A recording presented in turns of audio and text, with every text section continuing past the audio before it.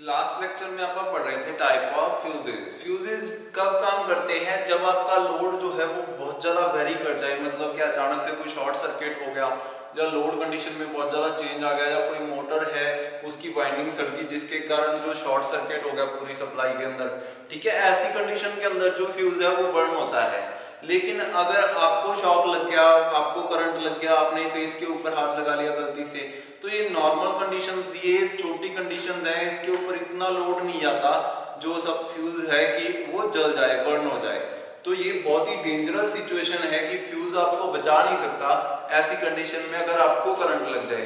तो ऐसी कंडीशन से बचने के लिए आपके पास कुछ डिवाइसेस होनी चाहिए।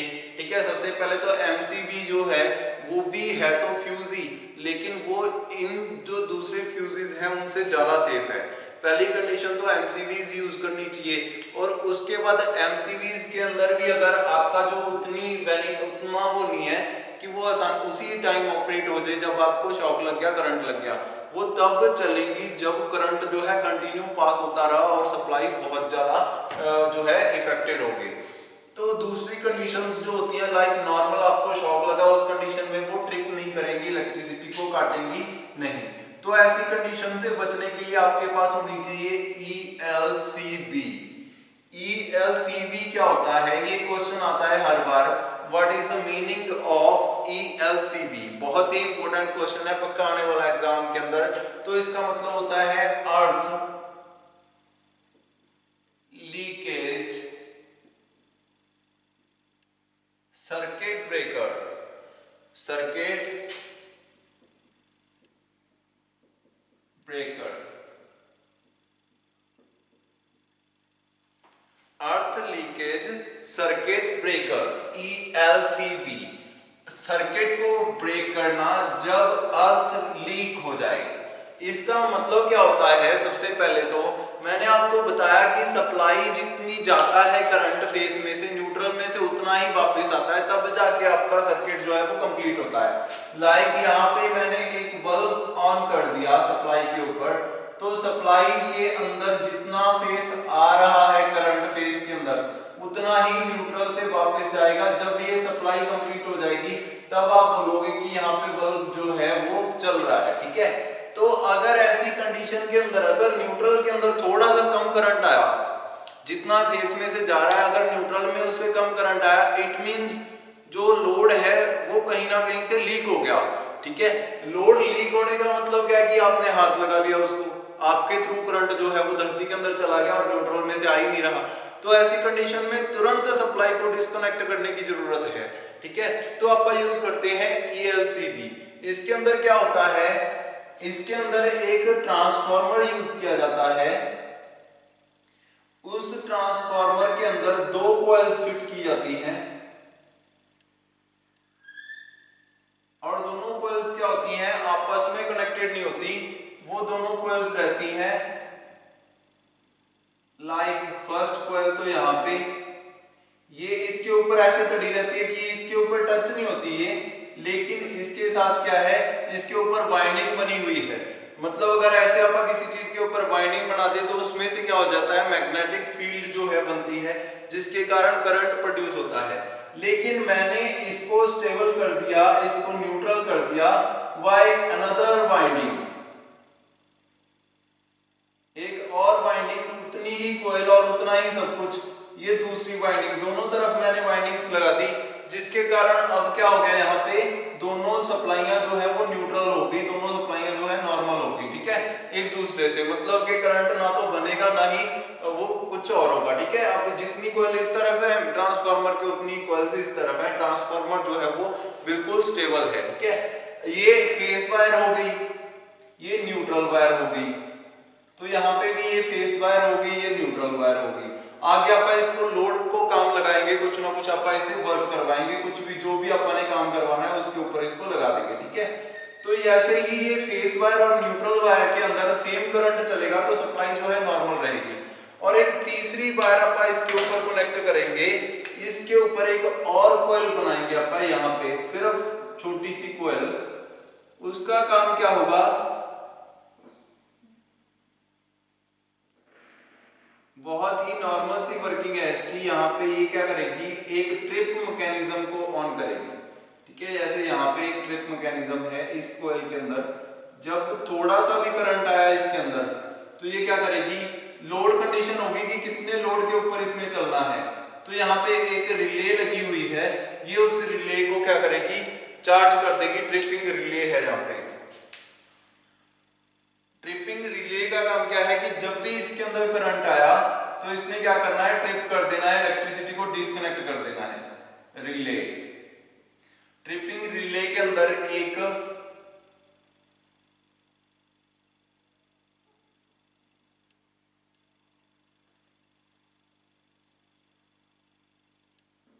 ट्रिपर लगा हुआ है, जो कि जैसे ही करंट जो है इसके अंदर आया तो ये इसको अपनी ओर खींच लेगा और ये क्या करेगा, सप्लाई को डिस्कनेक्ट कर देगा। ठीक है, तो ये ट्रिपिंग लगी हुई है इसके अंदर। जैसे सबसे पहले कनेक्टेड रहेगी सप्लाई, ये दोनों जो स्विचेस हैं वो एक दूसरे से कनेक्टेड रहेंगी, न्यूट्रल से न्यूट्रल और फेस से फेस। ये नॉन कंडक्टर वायर होगी कोई ना कोई। ठीक है, यहाँ पे जब ये दोनों आपस में कनेक्टेड रहेंगे तब इलेक्ट्रिसिटी जो है चलती रहेगी। ठीक है, इलेक्ट्रिसिटी इसके अंदर से आएगी और यहाँ पे फेस में से होती हुई नीचे चली जाएगी लोड की ओर। ठीक है, ऐसे ही इधर से लोड की ओर चली जाएगी। लेकिन ये तीसरी जो ट्रिपिंग रिले है, जैसे ही क्या होगा, इसमें से न्यूट्रल में से सप्लाई मान लो कम आ गई, फेस में सप्लाई ज्यादा आ गई, तो ये अनस्टेबल होगी कंडीशन। जो ट्रांसफार्मर है उसमें मैग्नेटिक फील्ड ट्रांसफर होनी शुरू हो जाएगी, रिले के अंदर करंट बन जाएगा और जैसे ही रिले के अंदर करंट बना इसको पता चल जाएगा कि यहाँ पे करंट बन रहा है, वैसे ही ये इसको अपनी ओर खींच लेगी और सप्लाई जो है वो डिस्कनेक्ट हो जाएगी। अलग अलग लोड के हिसाब से कि इतना चेंज हो तब भी चल पड़े। बहुत ही कम चेंज के ऊपर भी चला सकते हो आप इसको, बहुत ही ज्यादा चेंज के ऊपर भी चला सकते हो, कैसी आपको रिक्वायरमेंट है उसके हिसाब से आप इसको सेट करते हो। ठीक है, तो ये एमसीबी से बहुत ही ज्यादा फास्ट इसकी वर्किंग है। ट्रिपिंग रिले के ऊपर थोड़ा सा भी करंट आया तो रिले इसको डिस्कनेक्ट कर देगी। ये ट्रांसफार्मर ही सारी वर्किंग है। ठीक है, यहाँ पे 3 कोइल्स बनाई है, एक तो ट्रिपिंग रिले कोइल, एक दो जो है वो फेस एंड न्यूट्रल कोइल्स। ठीक है, तो ट्रांसफार्मर की तरह वर्क करती है ये, और अगर इसके ऊपर कोई भी दिक्कत आ जाए तो तुरंत ये डिस्कनेक्ट कर देती है सप्लाई को। क्वेश्चन आएगा ELCB, यूज ऑफ ELCB या एक्सप्लेन ELCB वर्किंग। तो सबसे पहले आपने लिखना है कि अगर आपके नॉर्मल फ्यूजेस जो होते हैं, नॉर्मल फ्यूज और MCBs, मिनिएचर सर्किट ब्रेकर्स, ये जो है दोनों चीजें ये तब वर्क नहीं करती अगर load change is very if the change in current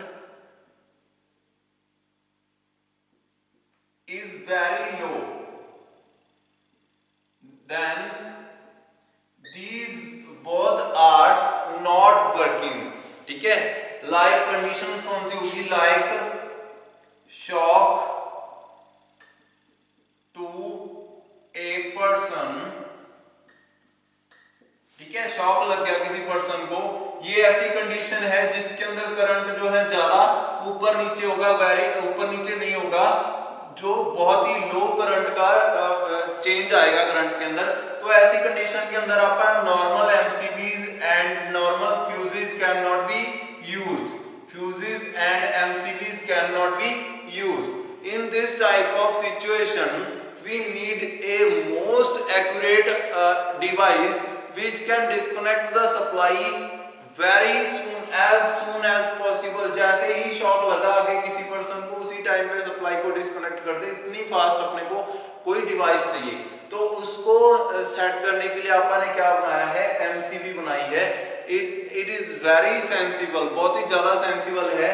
अगर थोड़ा सा भी इसके अंदर चेंज आया फेस और न्यूट्रल के अंदर, जितना अपन ने सेट कर रखा है कि इतने चेंज के बाद ये ट्रिप कर दे, सप्लाई को डिस्कनेक्ट कर दे, तो उतने चेंज के बाद ही ये सप्लाई को डिस्कनेक्ट कर देगी। ठीक है, तो इसके अंदर कौन कौन सी चीजें हैं वो मैंने आपको बता दी सारी चीजें, और उनकी वर्किंग आप लोग लिख देना। जैसे कि इसके अंदर it is works on the principle of transformer, it works on the principle of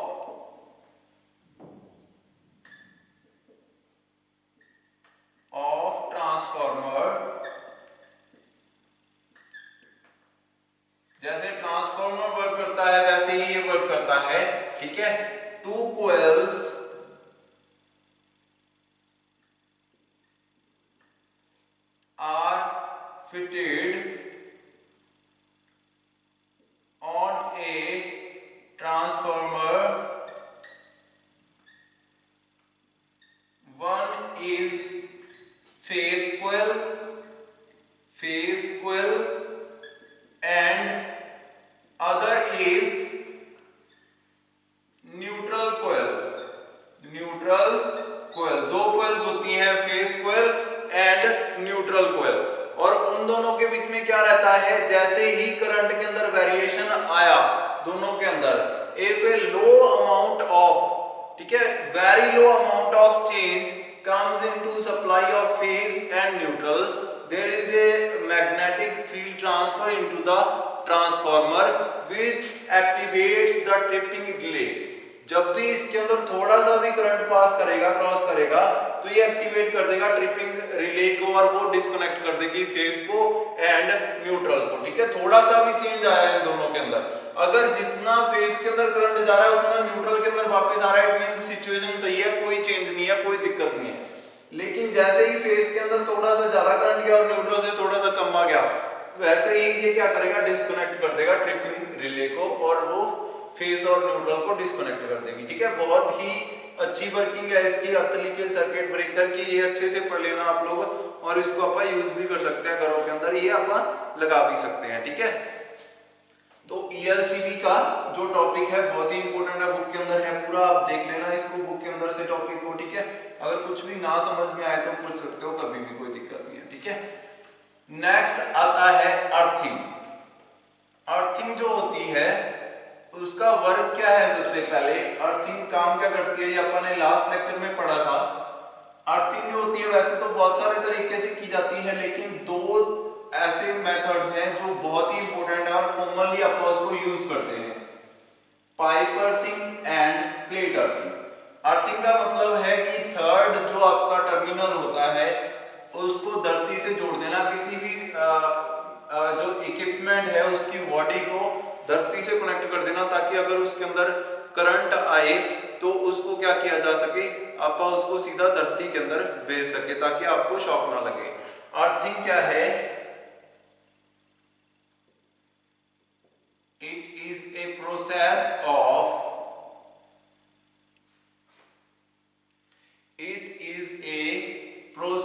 of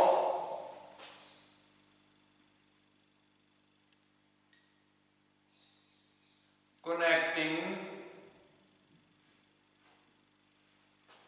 non current carrying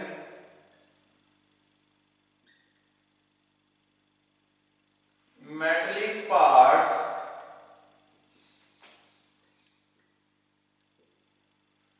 of electrical equipments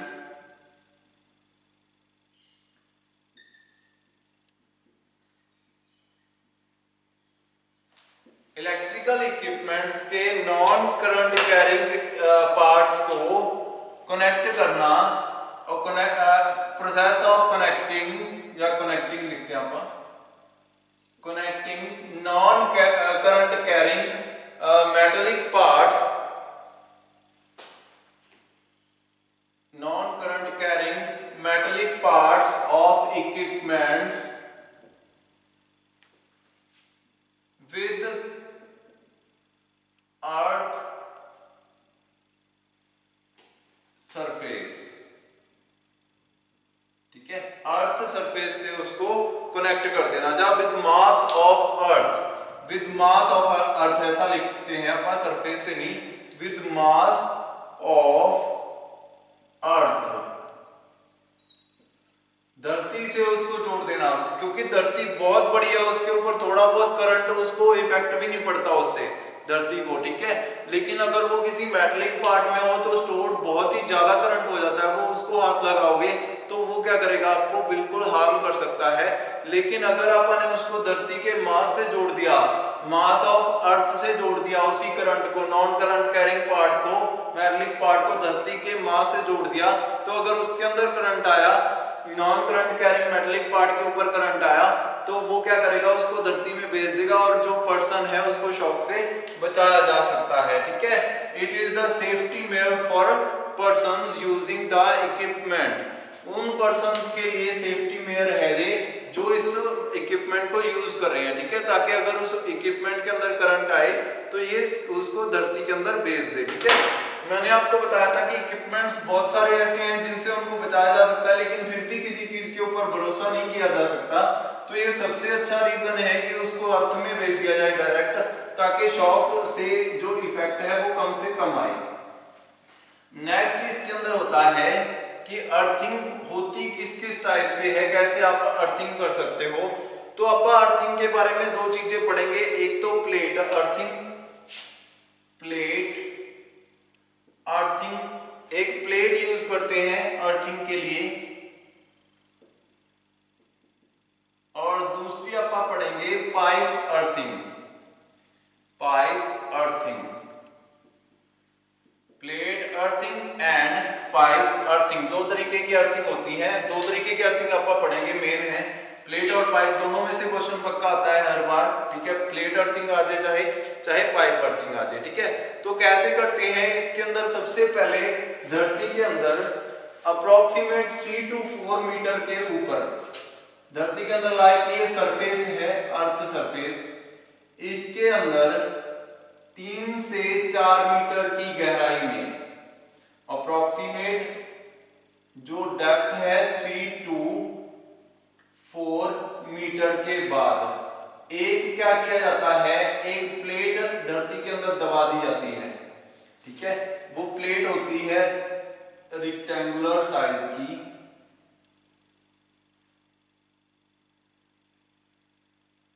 ठीक है। ऐसी प्लेट एक धरती के अंदर फिट कर दी जाती है।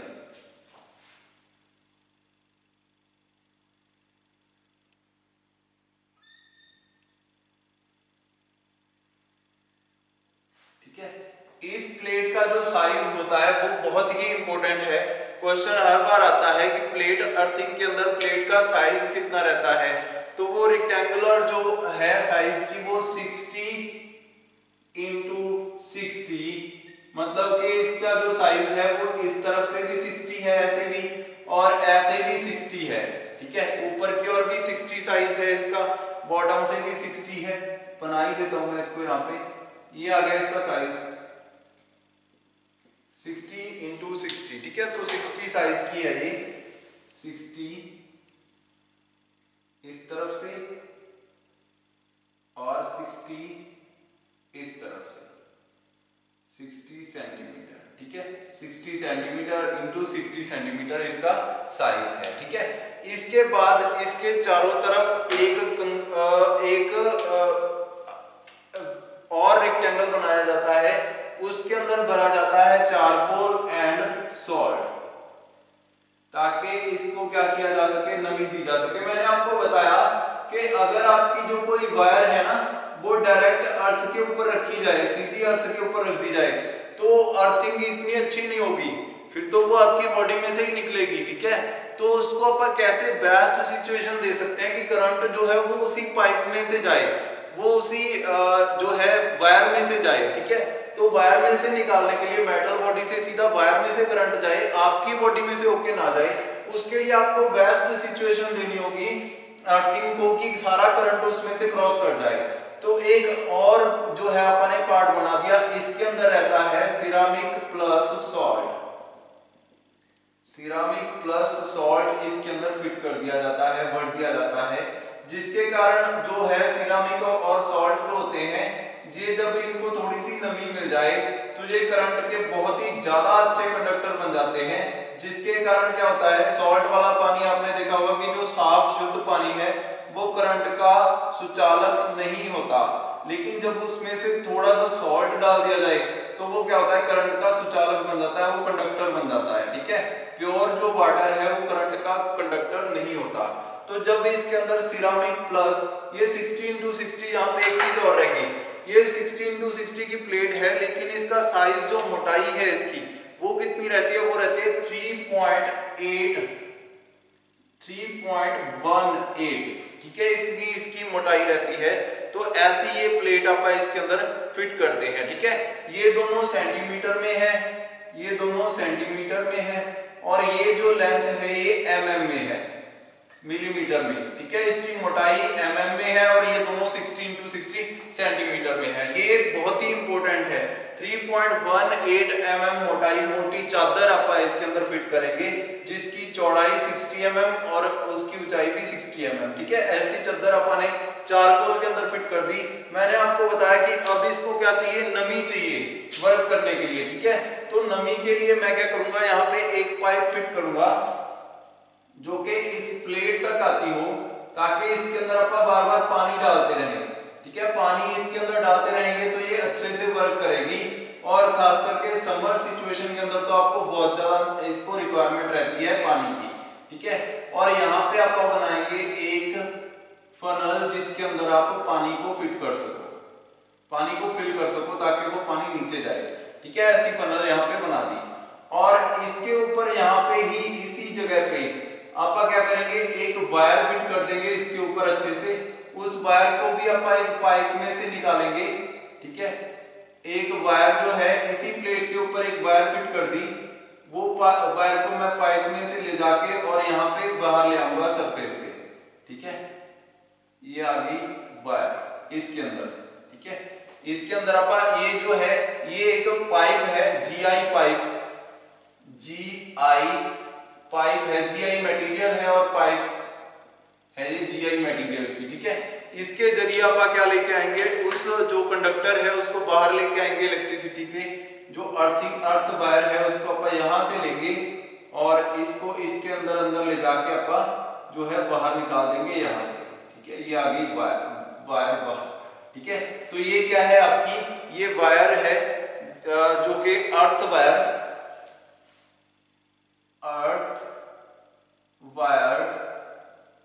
है ये, ठीक है। किसमें रन कर रही थी ये, जीआई पाइप के अंदर। रन्स इनटू दिस, ये क्या है, जीआई पाइप है, runs into GI pipe, GI pipe के अंदर रन कर रही थी ये, ठीक है। अर्थ वायर को मैं क्या तीसरे टर्मिनल से कनेक्ट कर दूंगा, ठीक है। अब ये जो बाहर वाला जो मटेरियल है ये क्या बताया था मैंने आपको, ये चारकोल प्लस सॉल्ट, ठीक है। चारकोल प्लस सॉल्ट दोनों का मिक्सअप है, मिक्सचर है, ठीक है। अब जो ये अपन ने यहाँ पे बनाई है, ये किस लिए बनाई है, ताकि जो आपका वाटर है इसके अंदर आप फिल कर सके।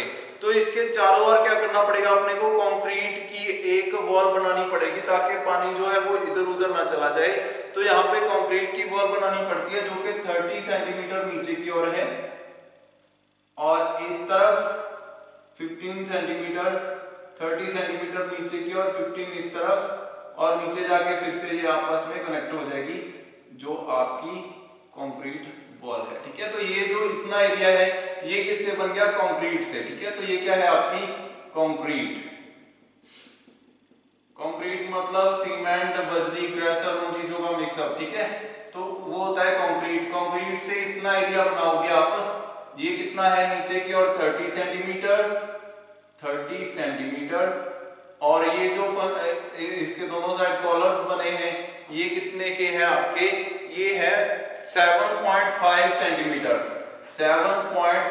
सेंटीमीटर, और इसकी चौड़ाई कितनी है यहाँ पे, ये वाली नीचे वाली एरिया की इसकी 15 सेंटीमीटर। तो ये अपन ने बनाना है, ठीक है। इसको अपन ने अब सीमेंट के ही एक ब्लॉक से या जो है कास्ट आयरन के बॉक्स से इसको कवर कर देना है ढक्कन से, ठीक है। तो इसके ऊपर आएगा कास्ट आयरन का कवर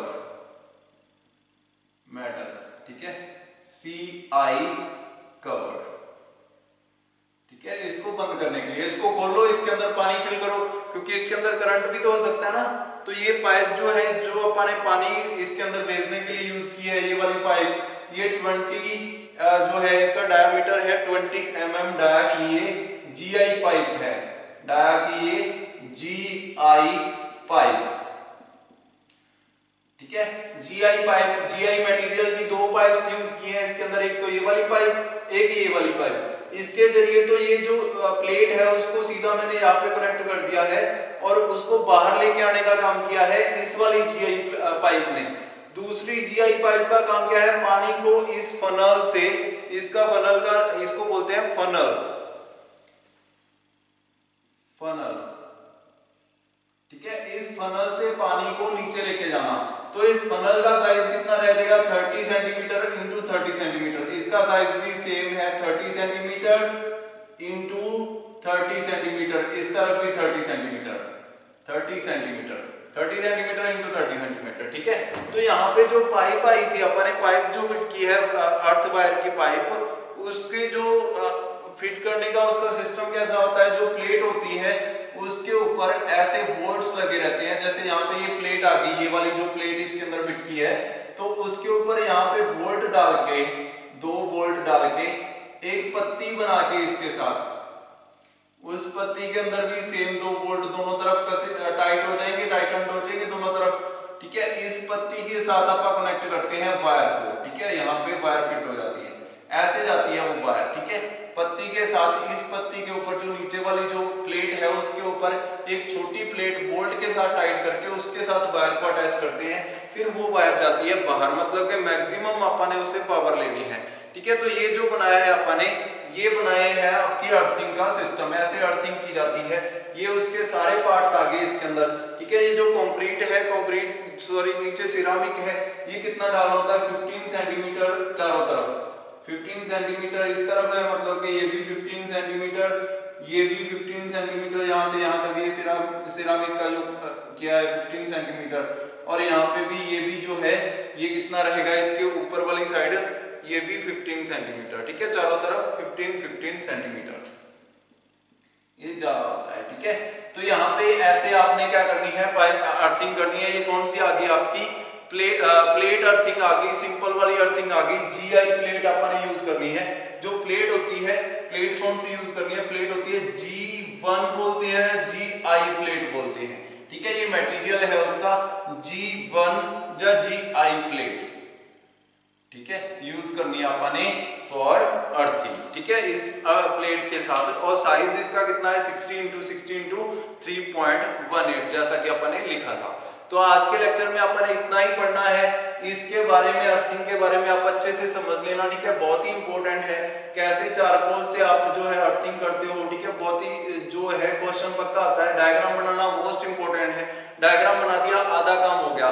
तो ये डायग्राम अच्छे से देख लेना, और नेक्स्ट लेक्चर में अपन जो है पाइप अर्थिंग के बारे में पढ़ेंगे। आज के लिए इतना ही, थैंक यू।